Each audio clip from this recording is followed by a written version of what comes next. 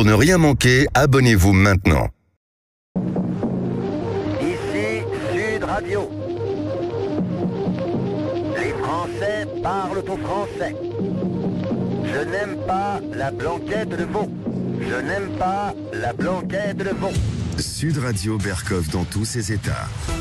Je ne sais pas pour la blanquette de veau. Par contre, j'aime beaucoup, et vous aussi, je sais, écoutez Jacques Beau.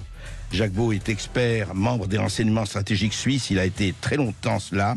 Il a participé à des programmes pour l'OTAN en Ukraine en 2014 et 2017. Nous l'avons souvent reçu pour la situation depuis la guerre Russie-Ukraine, depuis l'invasion. Et je dois dire que ses propos, et vous le savez, sont frappés au coin du bon sens. À tout de suite. Sud Radio Berkov dans tous ses états. Avec entre Poutine et Prigojine.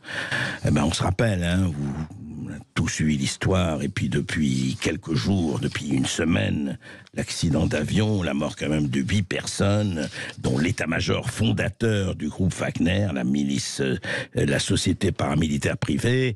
Toutes les hypothèses ont été avancées. Ça a été l'auberge espagnole des fantasmes. Bonjour Jacques Beau. Bonjour. Alors, est-ce qu'on peut, sans dire qui a fait quoi, est-ce qu'à l'heure où on parle aujourd'hui, et où en est-on? D'abord, rappeler un peu très rapidement ce qu'était Wagner, ce qu'était Prigojine, et sans refaire de l'histoire de tout ce qui s'est passé depuis, effectivement, la révolte, depuis si on peut appeler ça une insurrection, il y a quelques mois, et on en est aujourd'hui à, effectivement, cet accident et les hypothèses. Au fond, aujourd'hui, vous, votre sentiment, est-ce que vous avez lu, étudié, qu'est-ce qu'on peut dire là-dessus, Jacques? Bon, naturellement, merci tout d'abord de m'inviter aujourd'hui. C'est pas ce que Jacques Beau pense qui compte, sont les faits. Oui, absolument. Or, les faits qu'on a aujourd'hui sont assez minces en réalité. On sait que l'avion s'est écrasé après avoir eu un problème en vol.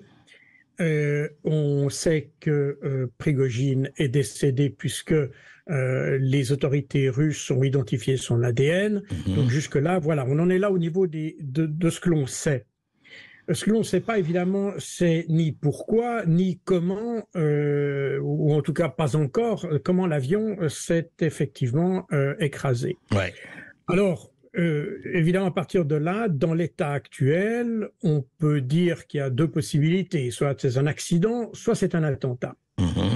Un accident, bon, c'est un accident, c'est fortuit, ça n'est pas complètement impossible, car vu les restrictions et les sanctions qu'il y a contre la Russie, il est pas possible que l'avion utilisé, qui est un Embraer, donc qui est de fabrication brésilienne, Oui. n'ait pas eu les pièces de rechange nécessaires et qu'il ait effectivement volé sans avoir, si vous voulez, tous les éléments de sécurité en place. Et par conséquent, l'hypothèse de l'accident est plausible en l'état. Mais Jacques Beau, juste un commentaire sur cette hypothèse. Quand même, des gens aussi, Wagner, ce n'est pas une société d'amateurs qui joue aux petits soldats. Est-ce qu'il n'y a pas eu quand même ou vérification, etc., etc. Ça paraît quand même assez étonnant, mais évidemment tout est possible. Vous avez raison, mais ça paraît quand même.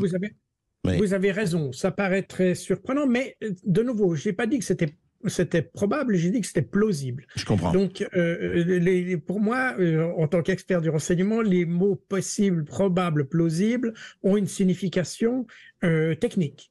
Et quand les mots plausible, ça veut dire simplement que c'est plausible. Ça ne veut pas dire que c'est probable. Voilà. Donc ça, c'est important. Ensuite, si on parle de l'attentat, alors évidemment, là, on entre dans un éventail de questions. Tout d'abord, est-ce que c'est un attentat qui aurait été causé délibérément, enfin délibérément, ça de toute façon, puisque c'est un attentat, mais par les autorités russes pour se débarrasser de Prigojine. C'est Wagner, mais il en est un des administrateurs, il est venu très tôt dans le processus. Et c'est pas le fondateur qui était aussi dans l'avion, Outkin? Alors c'est ce que l'on dit, mais je n'en ai eu aucune confirmation, mais effectivement c'est quelque chose que l'on répète à nombre, qui d'ailleurs n'est pas la personne qu'on voit sur les photos qu'on voit d'habitude, avec des symboles nazis, etc. D'accord.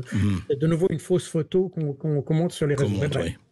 Donc, oui, vous dites juste un mot par rapport à Poutine, et effectivement, il n'a jamais, vous avez raison, attaqué Poutine frontalement, enfin même oralement, mais est-ce qu'il n'y a pas deux choses juste, enfin, on fait des hypothèses là, et vous avez raison, ce n'est que des hypothèses, mais est-ce qu'il n'y a pas eu quand même à ce moment-là, comment dirais-je, une espèce de désarmés, vous savez, des extrémistes, des gens qui sont encore plus durs que Poutine et qui dit attendez, c'est pas possible, parce que il y a eu quand même un hélicoptère ou 2 hélicoptères russes attaqués, il y a eu des militaires russes qui sont morts. Oui. Corrigez-moi si je me trompe. C'est ce qu'on a dit, mais de nouveau, là, il y a eu plusieurs interprétations différentes de ces appareils. Il pourrait même que, et se pourrait même que c'était une erreur de la défense antiaérienne russe elle-même. Donc, je ne sais pas. De nouveau, on est dans le domaine des hypothèses. Ça n'est pas impossible, mais ça me semble pas très vraisemblable. L'idée du règlement de compte au sein des forces armées, ou même au sein de Wagner d'ailleurs, me semble quand même un petit peu... me semble un peu... Il y aurait eu d'autres moyens pour le faire, si vous voulez. Oui, peut-être pas sur le territoire russe en plus. Il s'était agi simplement d'un règlement de compte. Oui. Je rappelle que Prigojine, d'ailleurs, il a expliqué par la suite ce que j'avais expliqué sur cette antenne même, que sa démarche, cette rébellion qu'il avait faite, cette mutinerie, n'avait pas pour but de renverser le gouvernement, mais de manifester son mécontentement par rapport au démembrement de la branche armée de Wagner. Vous aviez même parlé, Jacques Beau, de démarche presque syndicaliste, j'allais dire. Voilà, c'est ça. On est presque dans quelque chose comme ça. Alors évidemment, avec une dimension quand même un peu différente. Bien sûr. Et une portée politique évidemment très différente. Mais on est dans ce registre-là et non pas dans un mode de rébellion et de renversement du gouvernement, ce qui n'a jamais eu lieu. C'est même pas dans la tête de Prigojine. D'ailleurs, il a eu une entrevue avec Vladimir Poutine. Tout à fait. Et il semble qu'il soit tombé d'accord sur un certain nombre de choses. Donc, il n'y avait pas a priori de contentieux qui nécessite d'éliminer un avion et 8 occupants pour se débarrasser simplement de Prigojine.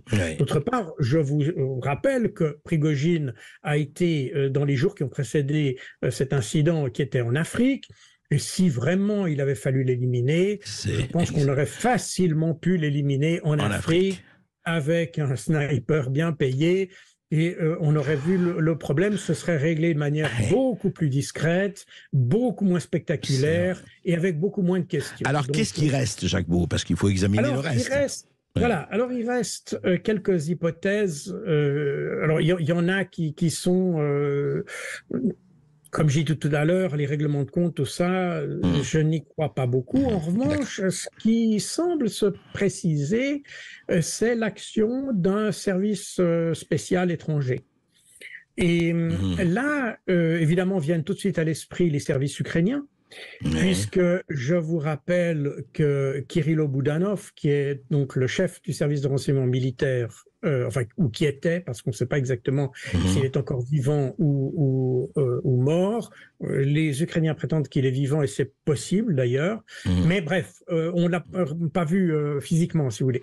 Mais toujours est-il que avant de disparaître, et c'est d'ailleurs la raison pour laquelle les Russes ont probablement essayé de le faire disparaître, il a avoué que les services ukrainiens étaient à l'origine de l'élimination. Vous savez qu'on a eu, depuis l'année passée, on a toute une série d'oligarques, de milliardaires russes qui apparaissent en Espagne, un peu partout, qui sont défenestrés. Enfin bref, on a un peu tous les scénarios. Et Kirilo Boudanov a avoué que c'était les services ukrainiens qui faisaient disparaître des gens comme ça, des personnalités russes, et qu'ils continueraient à le faire. Donc, de nouveau, ça sort. Donc c'est une hypothèse, oui, bien sûr. Mais c'est une stratégie utilisée par l'Ukraine. Donc voilà. Et ils ont les moyens, ils ont eu les moyens, parce qu'on a parlé juste, parce qu'il y a eu quand même beaucoup de choses qui ont été avancées, notamment de placer soit une bombe, soit des explosifs à l'intérieur de l'avion avant qu'il ne décolle. C'est l'hypothèse qui est la plus avancée, oui. Oui, bien sûr. Je vous rappelle qu'il y a eu plusieurs attentats à la bombe qui ont été faits, le plus connu étant celui de Daria Dugina il y a une année, et puis l'attentat également contre Tatarsky, ce militant blogueur russe, qui avait été fait par les services ukrainiens. Donc, ils ont, évidemment, on est un petit peu dans la même situation qu'on avait à l'époque de la guerre froide entre l'Allemagne de l'Est et l'Allemagne de l'Ouest, qui avait évidemment tellement de similitudes linguistiques, etc., qu'il était très facile d'infiltrer de part et d'autre des espions et des agents. Et on est dans cette même situation aujourd'hui avec la Russie et l'Ukraine. Et d'ailleurs, on voit que les attentats qui sont commis avec des drones, qui sont des drones de petite portée. D'ailleurs, il y a certains qui ont des longues portées, mais d'autres que des petites portées, ce qui signifie que ce sont des agents implantés en Russie qui activent ces choses-là. Donc, il n'est pas du tout impensable d'imaginer que des agents ukrainiens aient pu s'infiltrer jusque sur un aérodrome pour plastiquer ou saboter l'avion de Prigojine. D'autant plus que c'est un avion privé, donc il est relativement identifiable par rapport à d'autres. Voilà. Donc ceci n'est pas du tout impensable. Mais à part les Ukrainiens, il y a des bruits assez persistants. Mais je le répète, ce sont des bruits, on est d'accord. Qui évoquent les services français. Ah bon? Oui, parce que... Quel intérêt pour les services français? Prigojine étant... Wagner, oui, pensez à Wagner et l'Afrique. Avec l'affaire du Niger, l'affaire du Mali, etc. Wagner est dans la cible des services français et de la France d'une manière générale.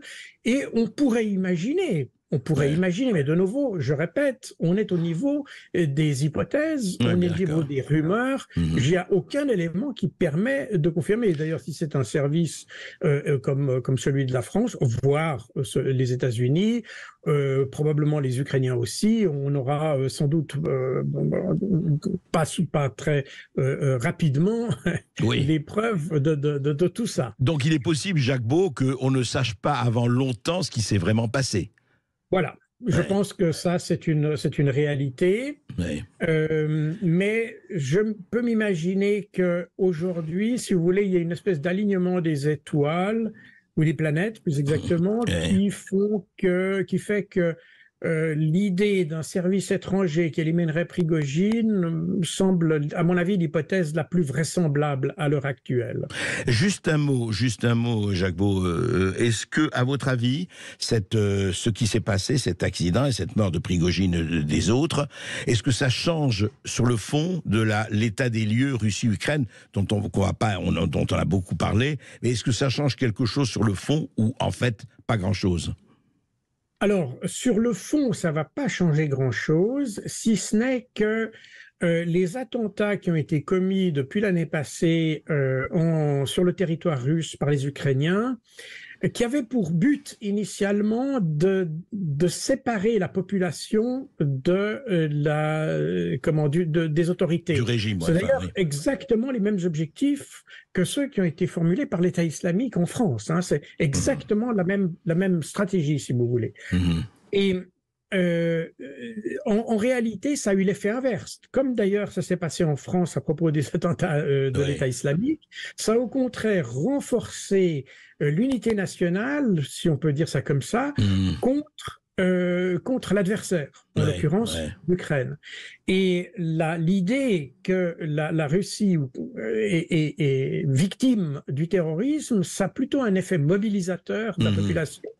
Qu'un effet, si vous voulez, de subversion, comme on pensait le faire. Qu'un effet diviseur. En fait, ça réunit les gens et voilà, on défend la mère patrie, quoi. Enfin, c'est exactement ça. Et comme c'est une méthode qui est pas considérée comme étant honorable, évidemment que ça mobilise davantage les Russes contre les Ukrainiens, si on veut l'exprimer comme ça. Même si je pense que d'une manière générale, et les Russes ne sont pas contre les Ukrainiens. Non, je pense plutôt qu'il y a une constellation qui font qu'ils pensent qu'il n'est pas injustifié d'être en Ukraine. Et ça, de nouveau, je me base sur les les sondages, qui d'ailleurs, de manière intéressante d'ailleurs, le Times de Londres vient de faire un sondage pour savoir si les Russes pensaient que Vladimir Poutine était à l'origine de l'attentat de Prigogine. Et apparemment, selon le Times, donc de nouveau, ça n'est pas le Kremlin, selon le Times de Londres, seulement 8% des Russes pensent que ça pourrait être le Kremlin qui est à l'origine. Qui s'est vengé, oui. Donc ça veut dire qu'on a quand même plus de 90% de la population qui pense que c'est une autre cause. Bien sûr. Et donc ça montre d'ailleurs que ces attentats ont plutôt tendance à raffermir l'unité derrière Vladimir Poutine qu'au contraire désagréger le tissu sociétal, disons. En tout état de cause, c'est très ouvert. Je vous remercie, Jacques Beau, parce que c'est intéressant de faire l'état des lieux. Je rappelle que vous avez écrit plusieurs livres sur l'Ukraine aux éditions Max Milo, que je recommande, parce que effectivement, comme vous dites, les hypothèses, c'est très bien, les faits, c'est encore mieux, et c'est ce qu'on essaye de faire. Merci. Merci à vous. Restez bien avec nous, puisque dans un instant, André Berkoff reviendra sur tout ce qui s'est passé cet été, avec notamment ce coup de gueule sur Anne Hidalgo et Mathilde Panot, qui sont ou seraient les Sud Radio Berkoff dans tous ses états. Vous avez souffert de la chaleur, vous avez souffert de la canicule, vous avez utilisé la clim, auditeur résistant de Sud Radio. C'est grave. Écoutez Mathilde Panot et écoutez Anne Hidalgo. C'est très grave. Sud Radio André Berkoff. Berkoff dans tous ses états, ça balance pas mal sur Sud. Panot de la France Insoumise sur France Inter quand on parle des climatiseurs, des climatisés. Voilà ce qu'elle dit, Mathilde Panot. Les climatiseurs, on le sait, sont un facteur aggravant du dérèglement climatique, et y compris de la température en ville. Pourquoi ? Parce que vous rejetez de l'air chaud à l'extérieur de la ville, et donc vous pouvez faire augmenter, et ça a été prouvé dans des études, jusqu'à 2 degrés la température d'une ville en utilisant des climatiseurs. Chère Mathilde Panot, cette étude dont vous parlez et que nous avons consultée, eh bien, elle dit, c'est sur Paris, et éventuellement, c'est une étude, que ça pourrait augmenter de 2 degrés si tous les appartements, tous, la totalité, 100% des appartements étaient climatisés. Ce qui, vous le savez, est très, très, très, très loin d'être le cas. Mais franchement, alors on fait comment ? Donc, c'est les climatiseurs. Alors, mais je comprends pas. D'un côté, on dit que c'est les vaches, les flatulences des vaches. D'un autre côté, ceci, d'un autre côté, cela. Enfin, tout est prétexte à augmenter les gaz à effet de serre. Et pourquoi ? En tout cas, les climatiseurs, je vais vous dire, vous pourrez crever pour rire. Il n'en est pas question. On va pas crever de chaleur. Pas question de climatisation. Et d'ailleurs, à la même chose, même son de cloche, pour autre chose évidemment, la maire de Paris que le monde entier nous envie, Anne Hidalgo. On l'a interrogée sur France Info sur les Jeux Olympiques qui, vous le savez, vont se tenir du 26 juillet au 11 août 2024, donc dans moins d'1 an. 26 juillet, 11 août, il va faire chaud. Les athlètes, c'est quand même une sacrée dépense physique et mentale. Alors peut-être qu'une climatisation ne leur ferait pas de mal. Alors Madame Hidalgo, les villages olympiques seront-ils climatisés ? Réponse d'Anne Hidalgo. Les athlètes auront le droit de louer des climatiseurs mobiles. Mais non, pendant les Jeux. Bien sûr que non. Enfin, voilà, donc ça pas ne de sera clim pas du tout dans le village olympique. Mais il n'y en aura pas besoin parce que la climatisation naturelle, vous savez, ça fonctionne très très bien et c'est comme ça que ça a été conçu. Et tout le monde bénéficiera non seulement, je dirais, de ces conditions idéales, mais aussi de ces premiers jeux écolos que nous portons et sur lesquels nous serons très très fiers. Et donc il n'y aura pas de clim mobile dans les chambres des athlètes, comme on a pu le lire partout ces derniers jours. Mais écoutez, enfin, on n'est pas là pour installer des climatiseurs. C'est important quand on est athlète et qu'il y a une canicule. Oui, mais voilà, c'est très important aussi de veiller à la planète. Eh ben voilà. Mais ces athlètes, attendez, c'est important, mais enfin que ces athlètes crèvent de chaleur, Et alors, ce qui compte, c'est la planète, vous voyez. Regardez, c'est formidable. Ils auront, mais enfin, athlètes, de quoi vous plaignez-vous, hein, le triathlon et compagnie. Vous aurez une climatisation naturelle en 26 juillet et 11 août. Mais il fait beau, mais il fait frais, tout va bien. Et puis, vous allez vous dépenser. Eh ben, vous allez vous dépenser. Nous, on fait des jeux écolos. On fait pas des jeux olympiques, d'abord. C'est d'abord écolo-olympique. Voilà, faut comprendre, c'est limpide, non ? Ben voilà, c'est tout. Et il n'y aura pas de climatisation mobile, tout ça, pas question. Vous allez être comme tout le monde, vous allez suer comme tout le monde et pas seulement sur le terrain. C'est pas beau ça, c'est pas écolo ça, comme on aime. Sud Radio Berkov dans tous ses états. Les perles du jour. Le chat de la voisine qui mange la bonne cuisine et fait ses gros ronrons sur un bel édredon dans le... Sud Radio Berkov dans tous ses états. Les perles du jour. Le chat de la voisine qui mange la bonne cuisine et fait ses gros ronrons sur un bel édredon dans le chat de la voisine qui se met plein les papines de poulet et de foie gras et ne chasse pas les rats. Ah, le chat de la voisine, Yves Montand, le chat de la voisine. Alors là, nous arrivons à des moments quand même, vous savez, cet été, il s'est passé beaucoup de choses, hein, on va pas vous...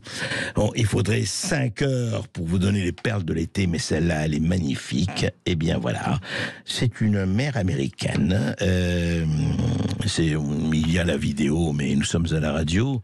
C'est très simple, voilà, l'Occident est en train d'aller vers des choses très intéressantes.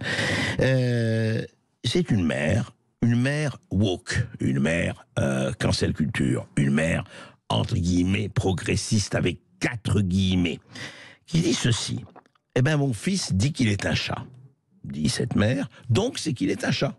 Ben oui, si vous avez envie d'être un fourmilier tamanoir, vous êtes un fourmilier tamanoir, c'est votre choix, ça s'appelle la liberté. Et alors, cette mère s'est plainte. De quoi elle s'est plainte? Elle s'est plainte de ne pas pouvoir soigner son enfant chez le vétérinaire. Eh ben oui, si cet enfant est un chat, ben il faut qu'il aille chez le vétérinaire, c'est le véto qui va le soigner. Et alors voici ce qu'elle dit, mais vraiment texto. Mon fils identifie un chat, mais je ne peux pas l'emmener chez le vétérinaire. En fait, j'ai essayé, mais vous savez ce qu'il m'a répondu, le vétérinaire, dit la mère? Comme mon fils a une structure de corps humain, il ne savait pas comment l'examiner et le diagnostiquer. Quand même, c'est formidable ça, je veux dire. Ah bon? Alors vous êtes vétérinaire, mon fils vous dit qu'il est un chat, et vous savez pas comment l'examiner? Vous savez pas examiner les chats alors? Ben oui, mais c'est pas tout à fait la même chose. Ah ben non. Mais pourtant, c'est bien, dit la mère. Alors la mère, elle soulève la question. Ce serait formidable de soulever cette question, de commencer à en parler, car sinon nous n'irons nulle part. Et ceux qui se sentent comme des chats continueront d'aller voir des médecins qui acceptent les gens. Et c'est faux, et c'est vrai. Si je me sens fourmilier de tamanoir et je vais chez un généraliste ou même un spécialiste, il va me dire mais je connais pas les fourmiliers de tamanoir. Hallucinant, faut que ça change, c'est vrai. Il faut quand même que dans les études médicales dorénavant, il n'y a pas seulement le numerus clausus, il faut que tout médecin qui veut devenir médecin apprenne comment soigner les baleines, les fourmis, les scorpions, etc. Parce que si beaucoup d'humains, après tout les jeunes, ont envie de se sentir chahuants, etc., eh ben c'est son droit. Et vous devez vous soumettre à ce droit et apprendre à le soigner. Voilà où on en est, la progression du wokisme en pays civilisé. N'est-il pas intéressant? N'est-il pas beau tout cela? Sud Radio Berkov dans tous ses états. Je suis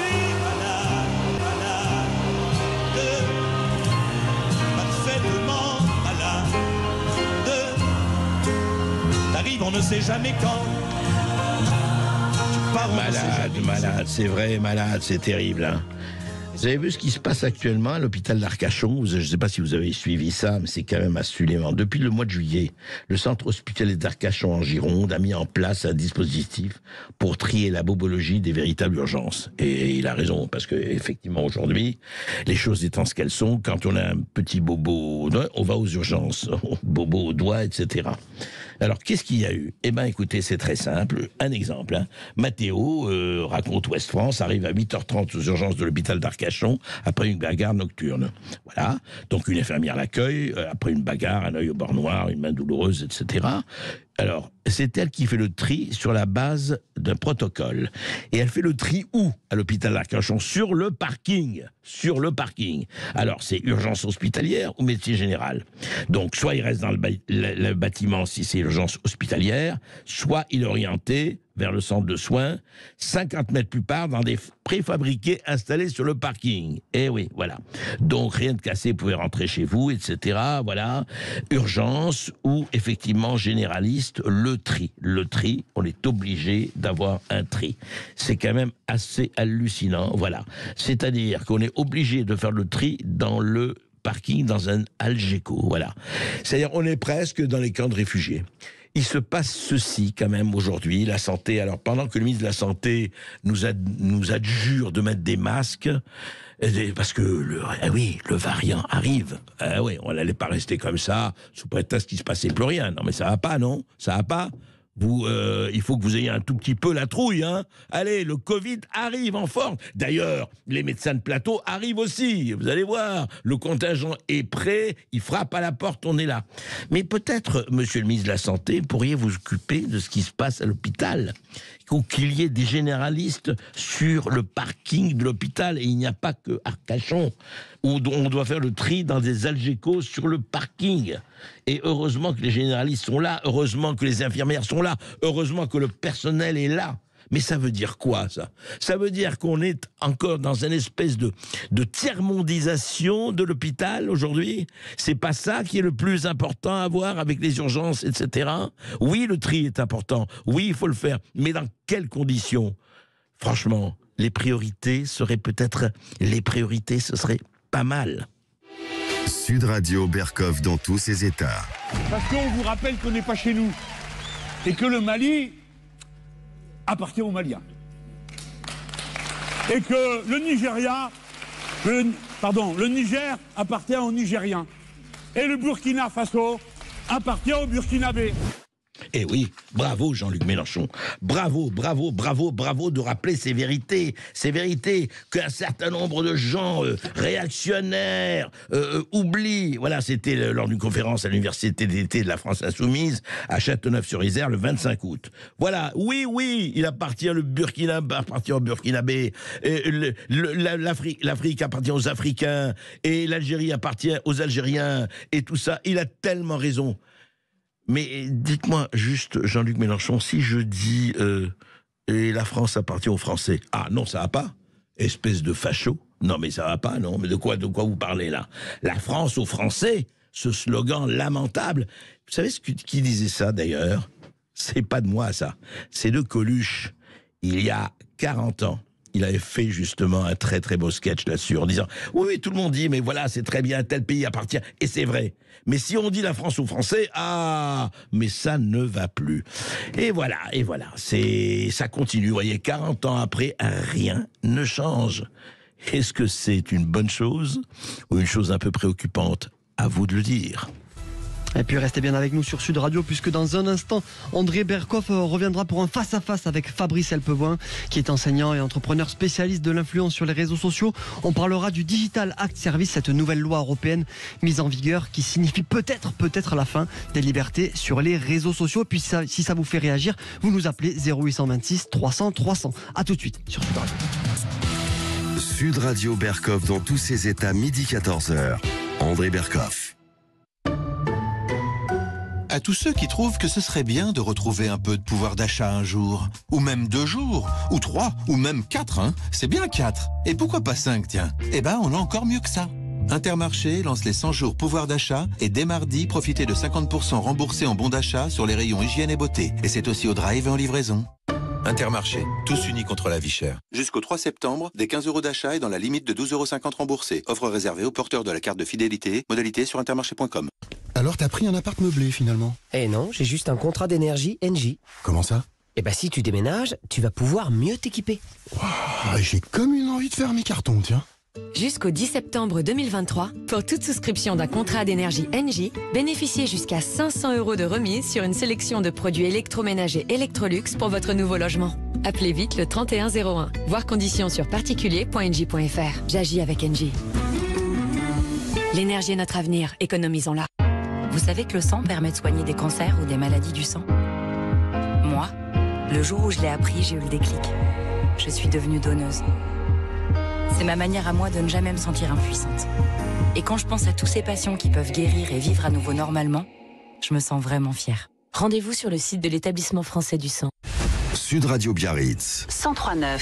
Sud Radio. Un problème de vitrage sur votre voiture? Vous pensez à Carglass directement? Bien sûr, on s'en occupe de votre vitrage. Et avec nous, vous êtes sûr de conserver votre garantie constructeur. Chez Carglass, peu importe l'intervention vitrage ou la marque de votre voiture, votre garantie constructeur, vous la gardez. Et encore mieux, pour toute intervention vitrage, en ce moment, Carglass vous offre des balais d'essuie-glace Bosch. C'est jusqu'au 15 septembre. Et ça, c'est Carglass qui le fait pour vous. Alors prenez rendez-vous sur carglass.fr. Carglass répare, Carglass remplace. Conditions sur carglass.fr. N'oubliez pas, .fr. Quand on part en vacances, mes parents me réveillent en pleine nuit pour éviter les embouteillages. Moi, les miens, ils se couchent super tard pour finir la valise. Mon père aussi. Et en plus, il veut jamais s'arrêter pour arriver plus vite. Après, il est épuisé. Et si nous transmettions la bonne attitude? Sur un long trajet, une pause toutes les 2 heures. Assurance Prévention, une association de France Assureurs. Leclerc. Oh là là, faut vraiment que je finisse mes courses de la rentrée. Bon courage. Oh, bah ça ira. Avec l'opération rentrée, il y a 20% de tickets Leclerc sur la papeterie et la maroquinerie scolaire jusqu'au 2 septembre. Attends, 20% de tickets Leclerc sur les cartables, les stylos, les cahiers et toutes les fournitures? Ouais, c'est un super bon plan. Ouais, enfin c'est surtout une super excuse pour s'y prendre à la dernière minute, hein? Tout ce qui compte pour vous existe à prix Leclerc. Hors promotion en cours et produits EcoPlus, modalité magasin et drive participants sur www.e.leclerc. Ici Sud Radio. Les Français parlent au français. Je n'aime pas la blanquette de veau. Je n'aime pas la blanquette de veau. Sud Radio Berkov dans tous ses états. Oui, je voudrais juste ajouter, d'ailleurs, à propos de l'hôpital d'Arcachon comme les autres, c'est qu'il y a une nouvelle aussi, celle-là aussi, peut-être que le ministre de la Santé devrait s'en occuper avant de nous parler des masques et de la nécessité de remettre tout de suite le masque, ou très très vite. Ce qui se passe auprès des infirmières. Quand on sait que près d'une infirmière sur 2, si c'était sur 10, ce serait très bien. Près d'une infirmière sur 2 quitte l'hôpital après 10 ans de carrière. C'est-à-dire qu'après leur premier poste, seuls 54% de ces professionnels sont toujours salariés d'un hôpital public ou privé, selon une étude de la direction de la recherche, des études de l'évaluation des statistiques, l'adresse. C'est-à-dire, en fait, pratiquement la moitié s'en vont. Ça aussi, c'est quelque chose de grave. C'est quelque chose qui indique effectivement plus qu'un malaise, véritablement. Voilà, c'est le journal de... Parle ton français. Les carottes sont cuites. Les carottes sont cuites. Sud Radio Berkov dans tous ses états. Le Digital Service Act est entré en vigueur le 25 août dernier, donc il y a exactement 3 jours. Annoncé à grand renfort, effectivement, d'admonestation, et tout de suite, et même avant que ça soit la polémique totale. C'est-à-dire, évidemment, ça concerne tous les utilisateurs, et ils sont nombreux, les utilisateurs d'Internet, les utilisateurs des réseaux sociaux, les utilisateurs des grandes plateformes, etc., des GAFAM. On va pas rappeler ce que c'est les GAFAM. Alors, juste quelque chose, je rappelle, donc l'objectif de ce Digital Service Act, c'est de protéger notre vie privée et de sécuriser les informations de ce sujet. Tous les contenus que l'on peut trouver sur Internet sont concernés. Dans les grandes lignes, objectif, éviter la propagation de ceux qui sont illicites, les propos haineux, les fake news, les ingérences dans les élections, les atteintes à la vie humaine, aux mineurs, etc., publicité ciblée, manipulation, du pain sur la planche. 45 millions d'utilisateurs mensuels dans l'Union européenne, soit environ 10% de la population. Toutes les plateformes, de Amazon à Facebook, à Google, à LinkedIn, à Twitter, X-Twitter, Wikipédia, YouTube, YouTube et Zalando, tous sont concernés par ce Digital Service Act, évidemment Bing et Google et compagnie. Alors, on va essayer d'en parler, et au fond, avec Fabrice Epelboin, je vous demande, vous êtes enseignant, vous êtes spécialiste de l'influence sur les réseaux sociaux, vous êtes beaucoup occupé de la guerre informationnelle sur les réseaux sociaux, et Dieu sait si les manipulations, c'est le jugement aurifère des manipulations. Alors au fond, ce Digital Service Act, franchement, fausse mesure, fausse bonne mesure, fausse bonne idée ou pas? Mesure indispensable, parce qu'il y a bien un moment où la force publique va devoir reprendre la main sur quelque chose qui est une enclave étrangère, hein, très clairement. On est sur des enclaves américaines qui, petit à petit, ces 15 dernières années, ont pris une partie de plus en plus importante du débat public. Chinoise, mais ça démarre. Ouais. En fait, les Chinois ont cet immense avantage qui nous ont permis à tous de prendre conscience qu'effectivement, on était dans une problématique de perte de souveraineté totale. Tant que c'était les Américains, ça préoccupait pas grand monde. Une fois que ce sont les Chinois qui se sont mis à jouer à ce jeu-là, tout d'un coup, tout le monde a réalisé l'ampleur du problème.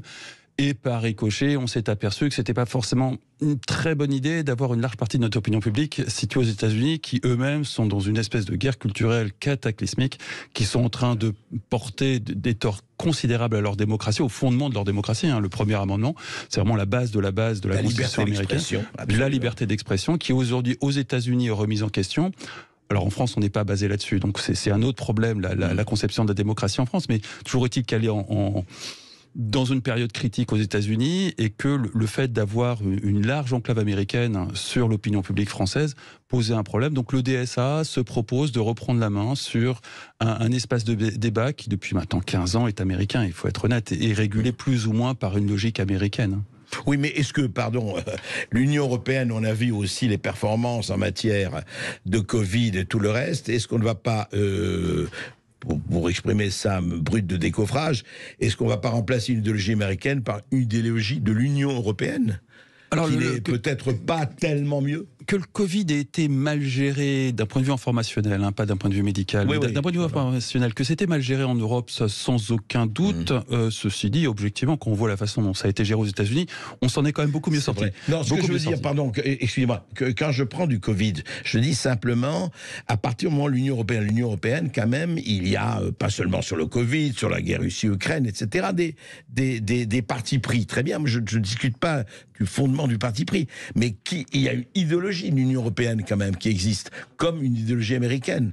Et est-ce que celle-là ne va pas aussi agir d'une façon qui ne soit... Alors le DSA n'a pas eu la prétention, et Dieu merci, d'unifier la modération ou la censure, c'est une question de point de vue, sur l'ensemble du continent européen. Et on comprend, il y a des choses qu'on pourrait crier à tue-tête en Pologne et qui seraient scandaleuses en France, et réciproquement. Donc on a délocalisé cette capacité à distinguer le vrai du faux, distinguer le bien du mal, tout ça est au niveau des nations. Ce qui, quelque part, est un constat d'échec pour les valeurs européennes. Très clairement, quand on a commencé à les chercher, on s'est aperçu qu'il était plus prudent d'aller du côté des nations que du côté de la nation. Donc c'est du côté de la nation. Comment ça se passe, le mécanisme, expliquez-nous. Il y a une délégation auprès d'une entité spécifique à chaque nation. En France, c'est l'ARCOM. L'ARCOM va s'appuyer sur un réseau de signaleurs de confiance, qui sont des gens qui vont signaler à l'ARCOM et par essence aux réseaux sociaux quels sont les bons contenus, les mauvais contenus, en précisant quand même les raisons du clouage au pilori de tel ou tel contenu. Les citoyens, de leur côté, pourront également participer à cet effort de dénonciation, mais évidemment, les signaleurs de confiance auront un poids beaucoup plus important, et puis ça va résulter par des mécanismes qui restent un peu obscur dans la suppression de contenu, ou peut-être le fait que certains contenus auront moins de visibilité que d'autres. C'est notamment possible sur Twitter. Le problème, c'est que la gestion de la visibilité des contenus, c'est quelque chose qui était de l'ordre de la théorie du conspirationniste il y a encore 6-7 mois, quand Elon Musk a révélé les fameux Twitter Files, et là on a bien été obligé de regarder en face ce que était le shadow ban, qui est ce système très sophistiqué de gestion de la visibilité des comptes et des contenus, géré par des algorithmes, ce qui est totalement contraire au DSA, qui officiellement n'existait pas, que Twitter a révélé, et puis par essence on s'est tous aperçus que c'était rigoureusement le même genre de système qui régulait les contenus chez YouTube, chez Facebook, chez Instagram, un peu partout, et que du coup tout ça n'était pas compatible compatible avec le DSA. Ça pose un énorme problème. Rappelons que la modération algorithmique n'est pas autorisée par le DSA, ça devrait être de la modération humaine. Alors on va voir exactement ce qui se passait. Alors Arnaud Di Miglio, bonjour. Bonjour. Bonjour, vous êtes avocat spécialisé en droit numérique et de la communication. Alors pour vous, justement, par rapport à ce Digital Service Act et ce qu'il annonce, est-ce que c'est une bonne chose ou une mauvaise chose pour la liberté d'expression ? De manière générale, je trouve que c'est bien qu'il y ait une réglementation qui vise à contrecarrer la montée des GAFA, des plateformes, etc. Parce qu'on voit qu'elles nous ont complètement envahis. On est envahis par ces GAFA. Et donc, il fallait dire stop à cette invasion parce que ce sont des entreprises qui regardent parfois plus leur intérêt financier que notamment la liberté d'expression. C'est clair. Mais justement, en quoi, alors je reviens à ça, je vais refaire intervenir Fabrice Bellepoint, mais Arnaud Di Miglio, la question qu'on se pose, c'est s'il y a par exemple des gens, il va y avoir, on va en reparler, vous savez, ces fameux, ceux qui vont modérer, ces régulateurs de confiance, il y aura un certain nombre d'associations, de gens, d'institutions qui vont être là-dedans. Mais enfin, franchement, on sait très bien, on n'est pas naïf, que la politique où l'idéologie va s'inscrire comme elle s'est déjà inscrite depuis des années. Je veux dire, qui va décider et appliquer le fait que tel contenu, moi j'estime que ce contenu est illicite, et donc pour des raisons valables ou non valables, pour des raisons de conflit d'intérêts, et je vais faire en sorte qu'il soit banni, soit censuré. Arnaud Di Miglio, est-ce qu'il n'y a pas un vrai problème là ? Alors de mon point de vue, il y a un problème parce que ce règlement, il contient des bénéfices, mais aussi des risques. Et souvent, quand on le présente, c'est sous l'angle des bénéfices. Mais je pense qu'il faut aussi parler des risques. Et parmi ces risques-là, effectivement, on a reconnu aux plateformes, aux GAFA, la possibilité donc de modérer les contenus sur le fondement notamment de leurs conditions générales. Donc, ça fait qu'on reconnaît un pouvoir à ces GAFA de faire la loi. Parce qu'à partir du moment où ils sont en position dominante, c'est qu'on reconnaît leur possibilité de légiférer en réalité sur le territoire européen, parce qu'ils vont pouvoir dire qu'est-ce qui est licite et qu'est-ce qui est illicite sur le fondement donc de leurs conditions générales. Et de mon point de vue, c'est ça que je trouve le plus peut-être dangereux dans ce règlement, parce qu'il aurait peut-être fallu prévoir une neutralité, c'est-à-dire que les GAFA, par exemple, ne pourraient pas créer de règles supplémentaires à celles que les États ont adoptées et ne pas rajouter des interdictions, par exemple, dans le cadre du Covid, de ne pas diffuser d'informations qui seraient contraires au consensus sanitaire, comme on l'a vu dans le cadre de l'épidémie. Bien sûr. Oui, mais alors justement, Fabrice Bellepoint, avant de... Le problème, on l'avait souligné, il est là, c'est-à-dire que au fond, et c'est là où le bas, à mon avis, blesse, et que ce soit au niveau des GAFAM ou au niveau des États, vous avez vu vous-même, hors antenne, on en parlait, vous avez dit, attendez, peut-être que vous, aujourd'hui, vous ne pouvez pas intervenir sur les non, aucune chance. Vous pouvez appeler qui vous voulez dans vos carnets d'adresse, vous n'obtiendrez pas le retrait d'un contenu. C'est parfait. Mais vous ajoutiez, mais si le régime change, peut-être que vous l'aurez. Absolument. 2027, c'est une question de régime et une question de politique et d'idéologie du régime. Mais c'est déjà le cas. C'est déjà le cas. On a levé un peu un voile pudique avec le fonds Marianne, mais on est déjà dans un système de modération des contenus, de pondération des contenus qui est géré par l'exécutif. Oui. Donc ça n'a rien d'extraordinaire, c'est juste ça se formalise dans une dimension un poil plus rigoureuse que ça ne l'est aujourd'hui. On fonctionne à travers des campagnes de diffamation orchestrées pour faire taire machin ou mettre en valeur tel autre ou faire taire tel sujet. Mais c'est déjà le cas et ça l'était bien avant Internet. Donc il n'y a rien de nouveau à ce niveau-là. Ce qu'on est en train de mettre en place, c'est une architecture pour distribuer ça au niveau européen de façon relativement rigoureuse. Et là où ça nous concerne, nous, citoyens français, c'est effectivement cette délégation de justice, en quelque sorte, auprès de signaleurs de confiance, qui sont des gens qui vont avoir ce pouvoir incroyable de dire cette personne doit être tue, telle autre personne on peut tolérer ce qu'elle raconte, ou telle autre personne, on va la réduire au silence. Là-dessus, alors il reste à montrer l'efficacité de cette capacité à faire taire et à réduire au silence. Oui. Ça reste à démontrer. Hein. Pour l'instant, on est dans les premiers jours, mais on peut imaginer qu'effectivement, vu les sanctions financières qui sont colossales pour les GAFAM, elles s'exécuteront sans réfléchir plus que ça. Oui, 10% du chiffre d'affaires, c'est quand même pas mal. C'est déjà énorme. Ouais, c'est déjà énorme. Oui. C'est largement dissuasif. À part Twitter, qui semble jouer un jeu très très particulier, les autres vont jouer la surcensure pour se protéger financièrement, ce qui est tout à fait compréhensible. On va en parler tout de suite après cette petite pause avec vous et avec Arnaud Di Miglio. Sud Radio. Sud Radio. Parlons vrai. Parlons vrai. Sud Radio. Parlons vrai. Sud Radio, les clés d'une vie. Jacques Pessis. Patrick Préjean. Une longue carrière d'acteur populaire au cinéma, au théâtre et à la télévision. Il y revient justement en intégrant une série culte, Scène de ménage. Son rôle, le vieux copain de Raymond, c'est-à-dire Gérard Hernandez. Patrick Préjean est dans les clés d'une vie, aujourd'hui sur Sud Radio. Sud Radio, les clés d'une vie, 21h-22h. Jacques Pessis. Tout savoir sur l'avance immédiate de crédit d'impôt avec Academia. Avec l'avance immédiate de crédit d'impôt, les cours particuliers à domicile proposés par Academia n'ont jamais été aussi accessibles. Comme en témoigne Caroline, maman d'Inès. J'avais remarqué que les notes d'Inès avaient baissé et je ne savais pas quoi faire. Alors j'ai appelé un conseiller pédagogique Academia et il a tout pris en charge. En seulement 2 mois de cours à domicile, Inès a repris confiance et a progressé. Alors Philippe Coléon, vous êtes président d'Academia. Redonner confiance, ça fait partie de votre mission. Oui, c'est le rôle de nos conseillers pédagogiques de proposer la meilleure solution pour un accompagnement dans une matière et pour remotiver chaque élève. Et avec l'avance immédiate de crédit d'impôt, ça devient accessible à tous. Oui, c'est ça. Vous ne payez que 50% du prix et l'État prend en charge directement l'autre moitié. Vous n'avez plus besoin d'avancer la trésorerie. Et ça, c'est une bonne nouvelle pour toutes les familles. Merci. Et pour plus d'infos, c'est sur academia.fr. Crédit d'impôt de 50% dans les conditions posées par l'article 199 sex des du CGI. Bouygues Télécom. Qu'est-ce qu'on a? Une connexion trop lente. Sur l'ordinateur, la tablette, ça rame. Je vois. Monsieur? Oui. Avec la fibre Bouygues Télécom, vous profiterez tous du très haut débit chez vous. Attendez, on pourra se connecter tous en même temps? Affirmatif. En ce moment chez Bouygues Télécom, profitez de la série spéciale B-Box. La fibre avec télé et téléphonie est à seulement 19,99 € par mois pendant 1 an, puis 37,99 € par mois. Rendez-vous vite en boutique Bouygues Télécom. Offre soumise à condition sous réserve d'éligibilité de raccordement. Engagement 1 an. Alors t'as pris un appart meublé finalement? Eh non, j'ai juste un contrat d'énergie Engie. Comment ça? Eh ben si tu déménages, tu vas pouvoir mieux t'équiper.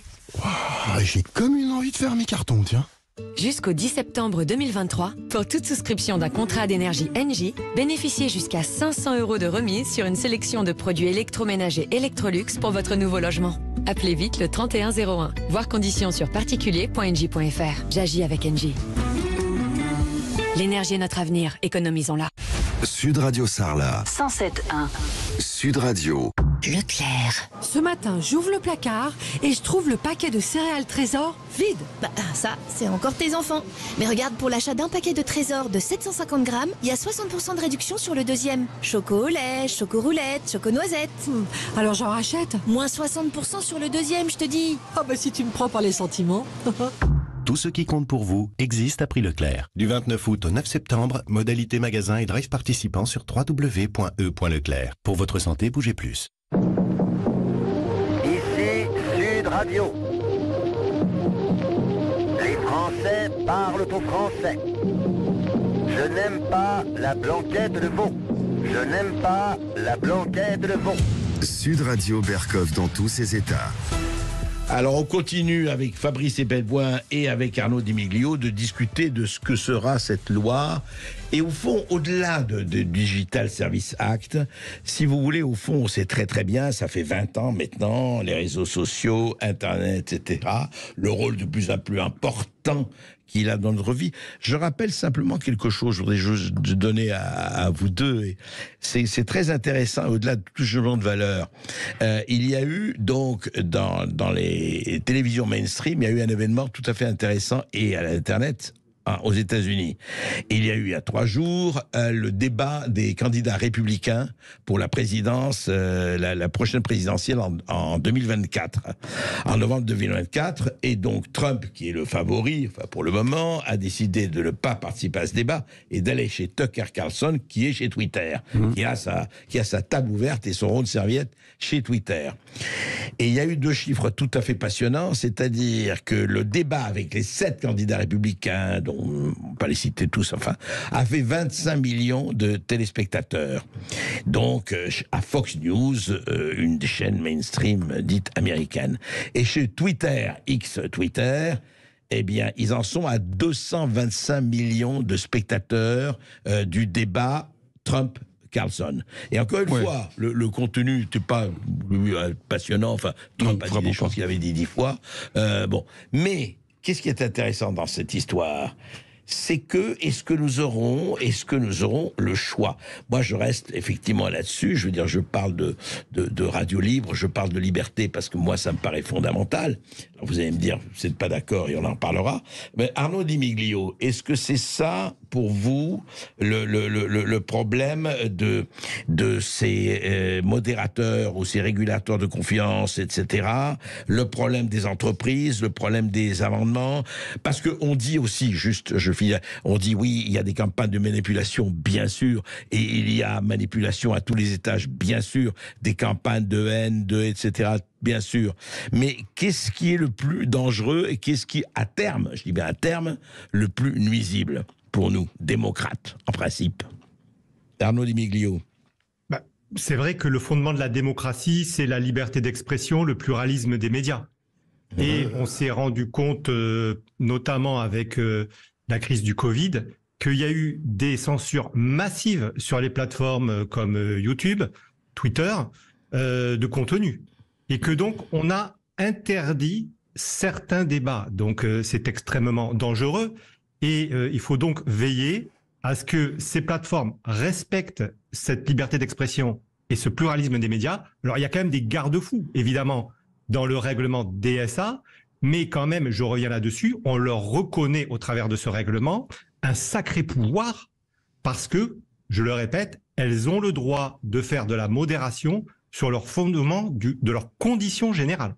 Et pas uniquement donc de la loi. Avant, il y avait une obligation de supprimer les contenus manifestement illicites par rapport à la loi. Maintenant, il y a une sorte de reconnaissance du pouvoir des GAFA de censurer des contenus qui sont contraires à leurs conditions d'utilisation. Donc, c'est là où il y a un risque, à mon avis, au niveau du pluralisme des opinions, du débat.